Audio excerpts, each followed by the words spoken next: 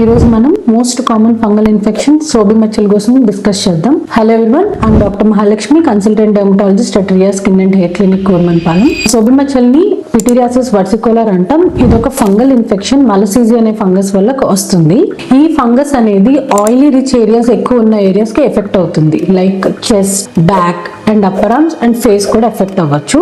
ఎందుకంటే ఈ ఫంగస్ కి ఆయిల్ అనేది ఫుడ్ అనమాట. సో ఈ ఏరియాస్ లో ఎక్కువ సీబం ప్రొడక్షన్ ఉంటుంది కాబట్టి ఆ ఏరియాస్ ఎక్కువ ఎఫెక్ట్ అవుతుంది. ఇది ఒకరి నుంచి ఒకరికి అంటుకోదు, కాకపోతే జెనెటిక్స్ వల్ల, జీన్స్ వల్ల మనకి ఫ్యామిలీలో ప్రిడిస్పోజిషన్ అనేది ఉంటుంది. ఇది 2 వేరియంట్స్ లో ఉంటుంది, hypo pigmented macules and hyper pigmented macules. Hypo అంటే మన చర్మం కన్నా కొంచెం తెల్ల మచ్చల్లా ఉంటాయి, హైపర్ అంటే కొంచెం నల్ల మచ్చల్లా ఉంటాయి అన్నమాట.